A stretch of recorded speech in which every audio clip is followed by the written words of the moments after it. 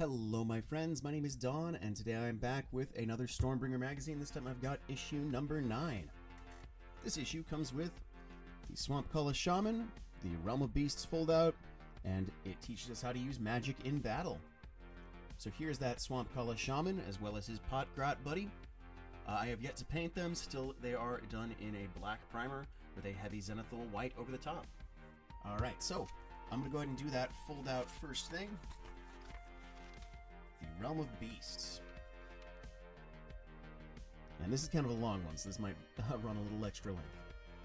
The Realm of Beasts has become the heart of a battle that spans across the entire cosmos. Gur has always been a place of violent conflict and struggle. With the rise of Kragnos, the end of empires, all-out war now rages across the realm. Kragnos is an ancient beast worshipped as a god by many of the followers of destruction. Ogres, Gargants, Grots, and hordes of Oryx batter down cities and crush settlements according to the will of Kragnos, or sometimes just for fun. However, the forces of order will not readily abandon Gur. Their gains here are hard-won and essential to Sigmar's growing empire.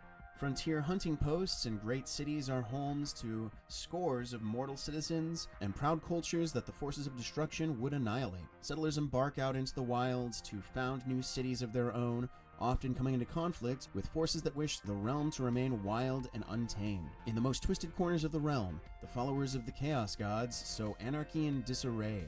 Sinister cults work to undermine mortal cities, and herds of beastmen gather for war.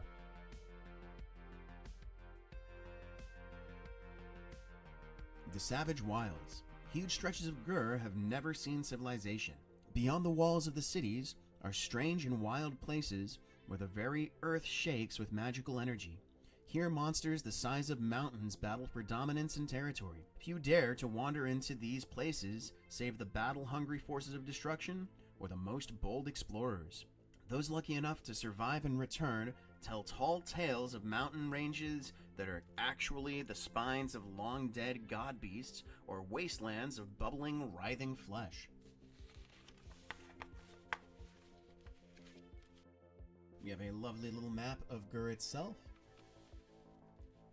The Gurish Heartlands. The Gurish Heartlands lie towards the center of the Realm of Beasts, where magic is stable enough to allow for mortal settlements. But even here, the settlers are assailed on all sides by rampaging beasts, enemy armies, and the very landscape itself, which shakes and grinds as the continents hunt one another.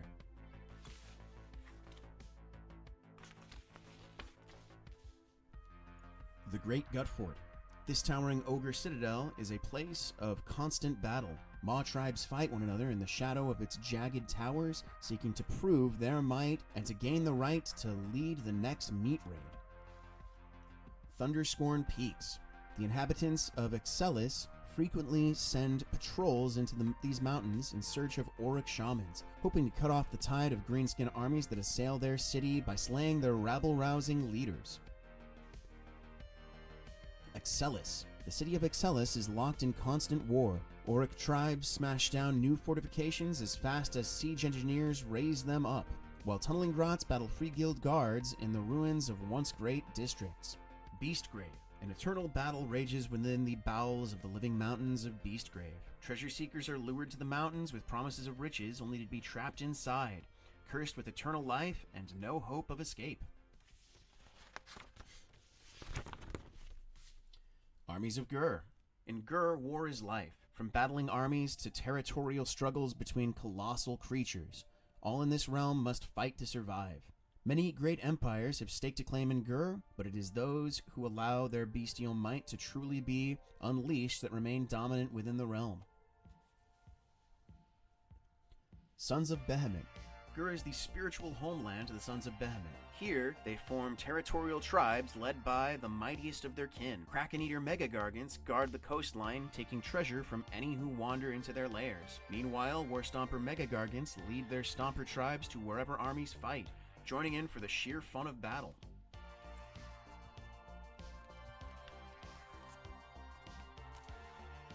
Ironjaws.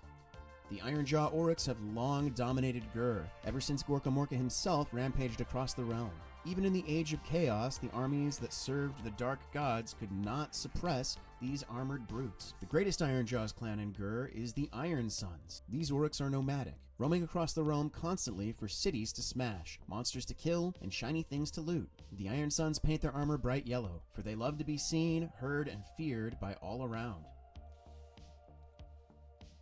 Beasts of Chaos. No creatures in the realms are more suited for the brutish wilds of Gur than the Beasts of Chaos. Rather than battling against the savage spirits of this realm, as others do, they embrace it. Some believe that Gur was the birthplace of the Beasts of Chaos. It is said that these braying creatures are descended from a single warped monstrosity who was born when Chaos first tainted the realm of beasts. The Beastmen of Gur fight with primal savagery. Any sign of civilization drives them into a rage in which they trample all they can.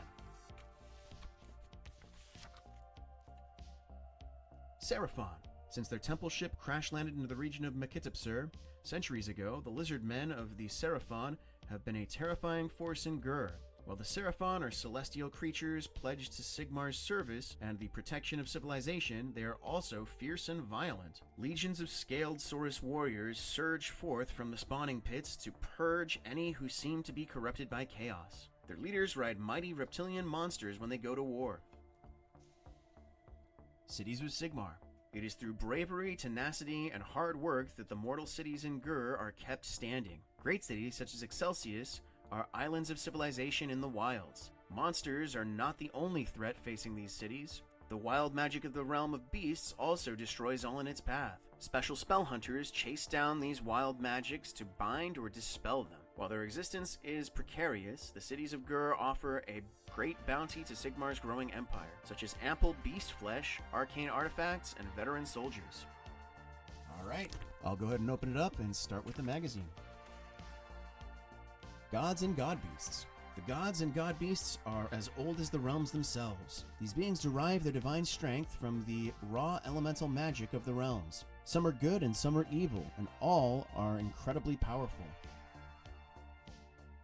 Keep that in frame. Sigmar. Sigmar is the god of storms. In the Age of Myth, he wandered the mortal realms, slaying monsters and awakening his fellow gods to rule over the land together.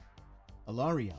Alariel is the goddess of life. In the Age of Myth, she made the Sylvaneth to guard the sacred cycle of nature. She and her creations formed a vast culture as large as any human empire. Grimnir, the god of fire, and Volcatrix, the mother of salamanders, destroyed each other in a titanic duel in the Age of Myth. Rather than fading away, their spirits were transformed into the metal known as Ur-Gold and scattered across the mortal realms.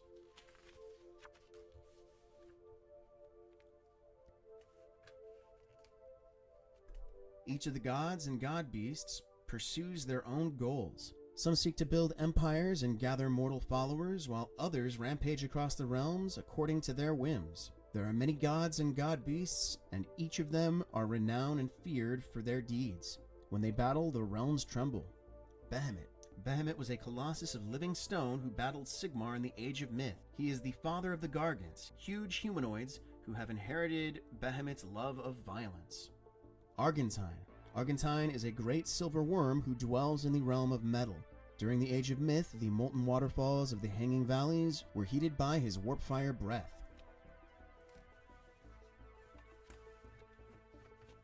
To the gods, mortals are but pawns, and the realms a game board. Fangthrak. Fangthrak is a colossal worm that roams the realm of beasts, consuming all in its path. Fangthrak's mouth is a huge realm gate that leads to a nightmarish subrealm. And Nagash. In the Age of Myth, Nagash declared himself the sole god of death and master of all afterlives. As mortals were ruled by Sigmar in life, they were ruled by Nagash in death. Monsters of the Mountains. I've heard many a free guild captain tell their troops to run to the hills, usually after they've just seen a monster gnawing on their best mate's guts. Like most things scared soldiers say, it's some of the worst advice in all of Gur. The hills and mountains of Gur are just as full of monsters as anywhere else in this place. More and worse ones, in fact. Only the nastiest beasties can survive so high up. Of course, you can't avoid the mountains entirely. If you're ever sent to look for a good vantage, or some damn fool sergeant leads you up a mountain retreating from some other horror, heed my words carefully. Travel light and travel quiet. Never set a fire come nightfall. Everything with eyes will see you, and everything without will smell the smoke. Eat little and often. You'll need the energy to run, but if you break too long to eat, you might find unexpected guests looking at you for dinner. When you do run, run fast. If you can't run fast, run faster than your mates. If you can't run faster than your mates, try to toss them your provisions while you still have arms. And never ever go into a cave. You might be safe from the creatures outside, but that's only because they're too scared of the creatures that live inside.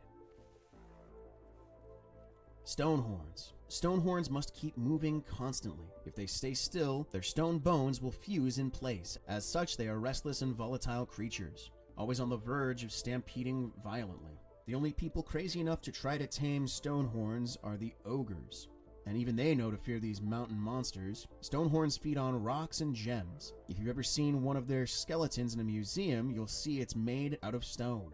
This makes them very valuable to hunters and very, very hard for you to kill. Check rocks for bite marks and horn scratches when in the mountains, and watch where you tread.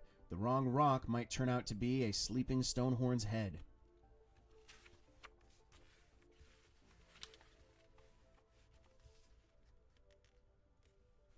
Magmadroths. A magmadroth is like a living furnace. Even their blood is as hot as magma, which makes fighting these creatures incredibly dangerous. Fire slayers will tell you that magmadroths are safe enough. Of course, they've got their magic runes and oaths, and they've been raising these creatures for centuries. A magmadroth is deadly at any size and any age. The old ones have scales hard enough to deflect even magic blades. The young ones, meanwhile, burn hotter than Akshay itself. Be careful if you see any black boulders in the mountains. Magmadroth's eggs look just like rocks right up until the moment they hatch. Dragon Ogre Shaggoths. Most city folk think a storm's a good omen, a sign of the Stormcast or Sigmar's blessing. Out in the mountains, nothing could be further from the truth. If you see lightning, chances are you're in the hunting grounds of a Dragon Ogre Shaggoth. These massive creatures claim huge swaths of land as territory. Any who invade are crushed under their claws or blasted to bits with lightning. Shaggoths are often surrounded by other strange creatures, who seem to revere them as leaders. These range from other dragon ogres to mutated beast folk. Swampkala Shaman and Potgrot. Swampkala Shamans are foul orcs who wield the magical power of Mork in battle. Through wicked hexes, bubbling potions, and shadowy spells, they baffle the enemy, bolster allies, and torture the very land itself. Swampy Muck follows in the wake of these wizards.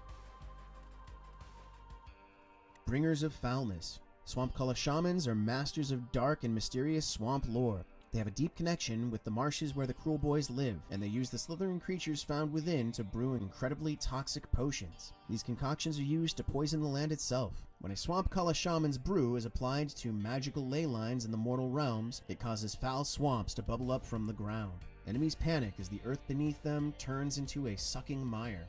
Alright, and with that, I will go ahead and roll his character trait. 3. An aura of choking mist surrounds this Swampkala Shaman at all times, which makes him difficult to see in battle.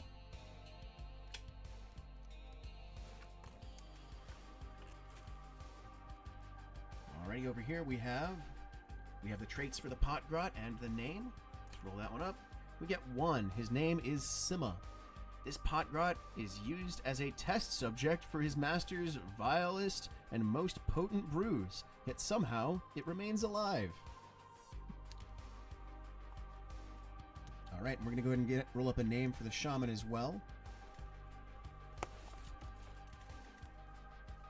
Okay, cool boy names. So 4, 1. Olgaz is the name of my shaman. Good to know. And as usual, it has the great deeds that you can accomplish throughout the games. We'll move on to how to build. So I did sub-assemble this guy as well, as usual, but he is pretty complicated. Taking him apart, I did take him apart to prime him black, put him back together to do the Zenithal white over the top. I don't know if I'm going to take him apart again because that was a pain in the butt. It might just be easier to keep him together, maybe take off an arm or the heads that I can get somewhat deeper in his robes. But I think I'm just going to keep him as one piece. Alright, how to build. We'll rush through that real quick. Because, yeah, it's a lot of little pieces that fit together. Not necessarily difficult to build, just a little bit much. This one goes in there, but that one goes in that one. And then the head to finish it off. And then the pot grat. Alright, then we have the how-to paint. This one only uses 4 of those paints. It doesn't require the gold at all. Starts out with a base coat of the auric flesh over the whole model. Then a little bit of Catachan flesh.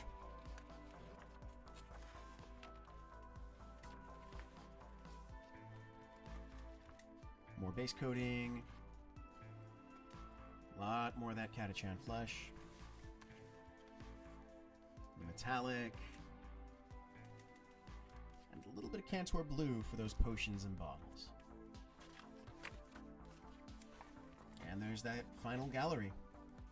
I love it when it's just one model because it's a really nice detailed photo. You can really see a lot of the details. Alright, moving on to basics, or basics 10. Magic and mortal wounds. Magic is everywhere in the mortal realms. All know its effects, but only a select few can master it. Wizards are gifted with the ability to manipulate the magic of the realm to create incredible spells. In this guide, you will learn how to cast spells with your wizards, and you will learn your first spells, Arcane Bolt and Mystic Shield. Now we're going to be adding the hero phase to that list of phases. The hero phase is the first phase in every turn. During this phase, heroes perform special actions and wizards cast spells. Arcane Assault, play through 9, will give you a chance to cast spells in the hero phase. Each player's turn begins with the hero phase. In this phase, you can cast spells with any wizards you have in your army. These spells can enhance your own units or harm enemy units. In future, you'll also learn how to perform special actions with your other heroes in this phase of the game. If you don't have any heroes in your army that can cast spells or perform actions in the hero phase, you can skip this phase. And then using spells. Spellcasting is pretty simple. Every spell has a casting value. In this case, Arcane Bolt, casting value of 5. You need to roll on 2 dice, a 5 or better. If you roll that, then you succeed. If you fail to, then you fail. If you roll double ones, then you can potentially hurt yourself with your own magic. And then if you have a wizard within 18 inches, I believe it's 18, it could be different. We'll find out soon, I think. You can try to unbind their spells. Simply by rolling on 2d6 higher than whatever they rolled. So in this instance, the shaman rolled a 6. The Knight Arcanum unbinds with an 8. Arcane Bolt and Mystic Shield. Yep. Over the next few battles, you will use Arcane Bolt and Mystic Shield spells. Check the War Scrolls for your units to see which spells your wizards know, and refer back to this page whenever you try to cast one. So it looks like it has a 12-inch range. Deals D3 mortal wounds, that's Arcane Bolt. And if you need a reminder, it's right here. Okay. Mortal wounds. Some attacks are so powerful that there is no way to defend against them. Such attacks deal mortal wounds. If an ability, such as Arcane Bolt, tells you to deal mortal wounds to a unit, simply place that many wound markers next to the unit. Your opponent does not get to make a save roll. And then Mystic Shield basically adds 1 to your saving roll. Alright, playthrough 9. Arcane Assault. A potent nexus of magic has awoken in the ruins. Now the Knight Arcanum and Swampcala Shaman battle to take control of it and use it for themselves. Your battle continues. In this battle, you will use the rules for magic spells and mortal wounds for the first time, and you will battle until one side has slain all of their opponent's units. Follow the instructions carefully as you play through the battle. Follow the phases of the game in order. Alright, deployment still has you using these circles. Stormcast player has the Knight Arcanum and 5 Vindictors. Cruel Boys player has the Swampcala Shaman and Potgrot, as well as 10 Gutrippers. Victory conditions. The battle ends immediately when one player has slain all their opponent's models, or after each player has had 5 turns. If a player has slain all their opponent's models, they win the game. If neither player has slain all of their opponent's models, the game is a draw. Stormcasts take the first turn in this one. We have added to the Knight Arcanum, got Wizard, which shows the spells. Your Knight Arcanum can now use the Mystic Shield spell. She's just as good in combat as she ever was, but now she can also shield your Vindictors or herself from harm, letting you add +1 to save rolls. Then the Vindictors also have Storm Soul Arsenal. Basically, on the roll of a 6 for a to-hit roll, it deals a mortal wound and ends the attack process.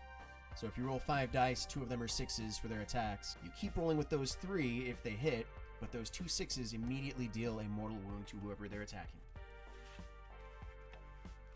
Alright, Stormcast's turn. Starting with the hero phase, movement phase, charge, combat, and then end of turn. Shows an example right there. And then the Gut Rippers. Swampkala Shaman. So the Swampkala Shaman now has the Arcane Bolt you can cast in the hero phase, trying to get some more mortal wounds out there. As well, the Gut Rippers have Venom-encrusted weapons, which has the same exact effect, basically, as the Stormcast Spears. So they will deal mortal wounds on the roll of a 6 to hit. Cruel Boys, same deal. Make sure you're taking your phases, and then there's the examples. Have end of the battle round, Stormcast victory, Cruel Boys victory, and it's a draw. Up next, we'll be getting Zandire's Truth Seekers, and then the Beast Skewer Killbow. Cool model. I built this one the other day. It is really dope. All right. Thank you so much for watching. Please feel free to hit the like button, leave me a comment, let me know how you liked it, what you think I can improve. Thank you so much, and goodbye.